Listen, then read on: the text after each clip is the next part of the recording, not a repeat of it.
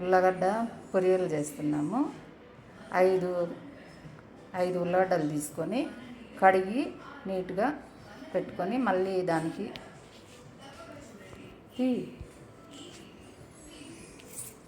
ఇలా పొట్టు తీసుకొని పెట్టుకోవాలి అన్ని ఉల్లగడ్డలు.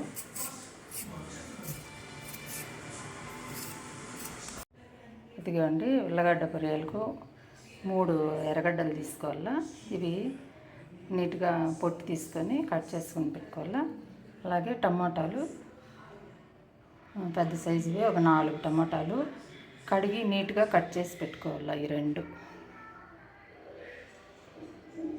తెల్లగడ్డలు 2 గడ్డలు తీసుకొని దాన్ని పొట్టు వెలిసి పెట్టుకోవాలండి.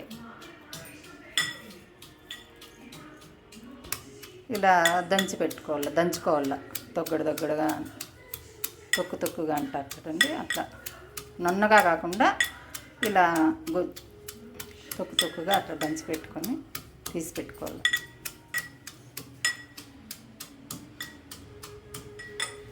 ఇదిగోండి ఉల్లగడ్డ పొరియలకు కావాల్సినవి: కరివేపాకు, కొత్తిమీర, కారం పొడి, ధనియాల పొడి, తెల్లగడ్డతో దంచి పెట్టుకోవాలి ఒగ్గదొగ్గడగా, పసుపు పొడి, ఉప్పు, ఇవి కావాలండి. అంతే. ఎర్రగడ్డలు ఇలా కట్ చేసి పెట్టుకొని టమాటాలు కూడా ఇట్లా కట్ చేసి పెట్టుకోవాలా. అదండి. ఉల్లగడ్డలు కూడా ఇలా కట్ చేసి పెట్టుకొని నీళ్ళల్లో వేయాలండి, వాటర్లో వేయాలి. ఎందుకంటే నల్లగా అయిపోతాయి కాబట్టి వాటర్లో వేసి మనం చేసేటప్పుడు దాన్ని వాడుకోవాలి. ఇదిగోండి స్టవ్ వెలిగించుకొని పెనం పెట్టుకొని దానికి పెనం వేడెక్కాక ఇందులో 5 టేబుల్ స్పూన్ల ఆయిల్ వేయాలి.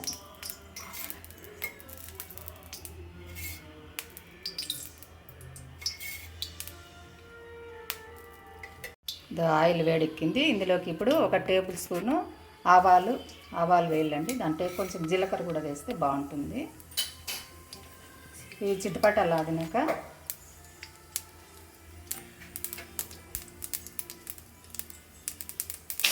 ఎర్రగడ్డలు వేయాలండి. అది చిటపటలాడినాక బాగా కొంచెం వేగాల. ఇది పచ్చివాసన పోయేంత వరకు వేయించాలా. కరివేపాకు కూడా వేసేయాలండి. ఇక్కడే బాగా గుక్కడి కరివేపాకు వేసేయాలి. బాగా బాగా పచ్చివాసన పోయేంత వరకు వేయించుకోవాలి. ఇప్పుడు ఇలా వేగినాక ఇందులోకి కర్రీ పెట్టుకున్న టమోటా వేసేయాలండి. ఇది కూడా బాగా వేగాలి. కొద్దిసేపు బాగా పచ్చివాసన పోయేంత వరకు కూడా దీన్ని వేయించుకోవాలి. బాగా ఆయిల్ బయటకు రావాలి, అలా వేయించుకోవాలి. ఇందులోకి ఇప్పుడు 3 టేబుల్ స్పూన్లు ఉప్పు వేయాలండి.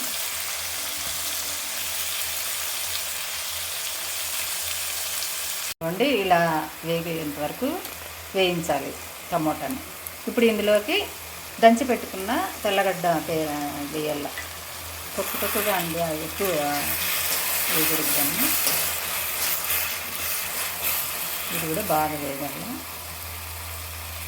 ఇది వేగాక 1 టేబుల్ స్పూను పసుపు వేయాలి. ఇది బాగా వేయించుకోవాలి.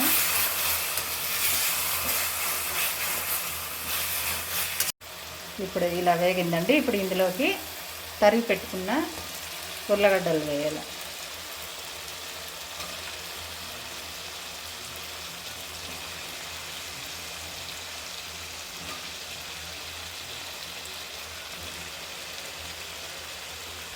ఇవి కూడా బాగా కొంచెంసేపు వేయించుకోవాలి ఆయిల్లోనే.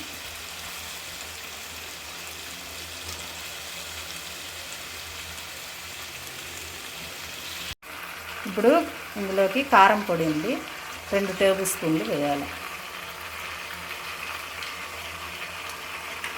చాలదంటే మీకు ఎంత కావాలో అంత వేసుకోవచ్చు అండి. చాలదంటే ఇంకా 1/2 స్పూను అట్లా వేసుకోవచ్చు.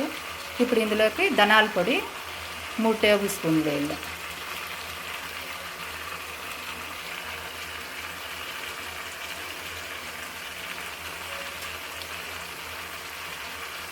ఇందులోకి తరిగి పెట్టుకున్న కొత్తిమీర కూడా వేయాలి, కొద్దిగా మళ్ళీ పెట్టుకోవాలి.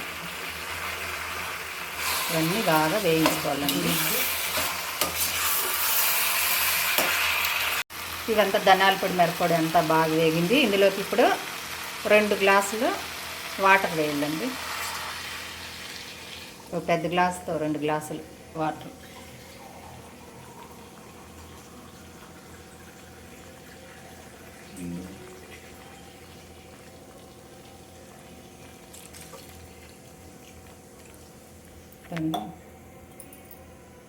ఈ గ్లాస్తో 2 గ్లాసెస్ వాటర్ వేసి బాగా కలిపి పెట్టి కొద్దిసేపు ఉడకనివ్వాలండి. ఉడకాల.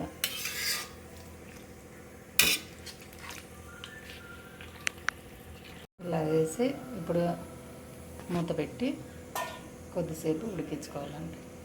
ఇవ్వండి, అయిపోయింది. ఇప్పుడు ఆయిల్ అంతా బయట తేలిందండి. అంతవరకు ఉడికించుకొని వేయించుకోవాలి బాగా. ఇప్పుడు అయిపోయింది. ఇంకా తీసి సర్వ్ చేసుకోవడమే. ఇంకా ఇదిగోండి, అయిపోయింది. చూడండి, చాలా బాగా వచ్చింది. మీరు కూడా ఒకసారి ట్రై చేయండి.